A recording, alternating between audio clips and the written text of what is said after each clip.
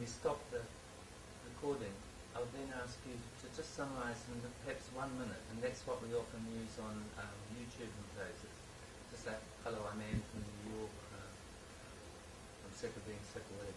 Just about a minute, summary, things that you're looking forward to, and your experience here. It's important that the perception of the hospitals and things like that, and safety. Somehow, what else have we got to break down those perceptions? People often say, what the hell are you doing flying halfway around the world to a third world country? Well, if people either think I'm nuts or unbelievably brave and courageous. Maybe a bit of both. I probably am. Okay.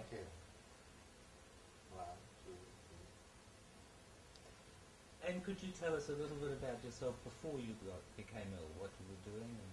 Before I became ill, I was leading a very normal life. I did not get sick that, from the onset of age and whatever. I got root canal, the root canal got infected, and the infection settled in my heart.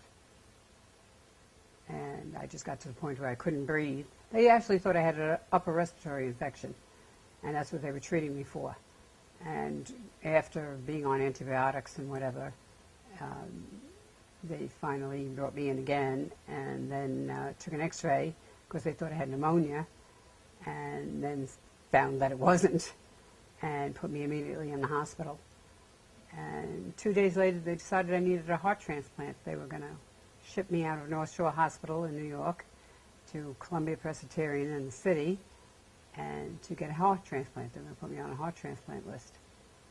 And thankfully, a surgeon who had been on vacation came back, and he was like, whoa, stop. Let's review this whole case again. And he was the one who decided that they were going to replace the valve. But then, as it turned out, when they did operate, he was able to repair it rather than replace it. And after that, I actually, for 3 or 4 months, I was constantly tired, constantly being sick of being tired.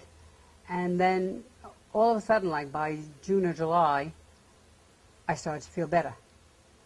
And then I was able to start exercising every day, which I had always done. I was even able to go out dancing. This went on till about October, and then I started to go downhill again. And so about, I guess, the beginning of November, I saw an article on your company, and I called about it. And on Thanksgiving Day, my whole family was together, and I showed them all the information I had on it. And my grandson came over to me. My 2-year-old grandson walked over to me and lifted his arms up and said, "Grandma," for me to pick him up. Okay, and as usual, I sat down, and my daughter-in-law picked him up and put him on my lap, which is what had been going on since I'd been operated on. I haven't been able to lift my grandson. And in that one instant, I made the decision, I'm going to do this.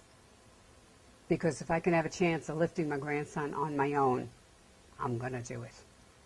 And that was it. I made up my mind.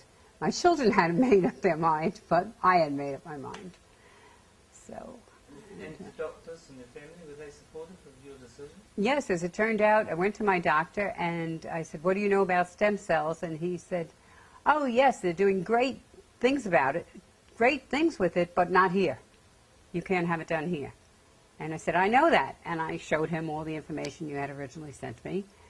And he read it, and he said, his exact words were, "I don't want you thinking that this is the pot of gold at the end of the rainbow.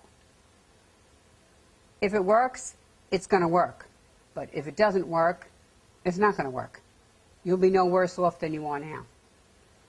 And then I made another appointment with him for my son to come in with me, because my son is an engineer, so he has this mechanical mind, and you have to satisfy every bit of it before he's going to let you do anything to his mother. So we went in there, and he was just, he had questions galore that, he knocked at him, and that was it. He said, "Go for it, Ma." Did you have any concerns about coming to Thailand? Okay, yes. Then also my children had decided that the one to come with me on this trip was, of course, the baby of the family. And she was the one I did not want to come with me because I was very concerned with a 22-year-old, you know, walking the streets over here. I had no idea where this was. Would she be escorted back and forth to the hospital?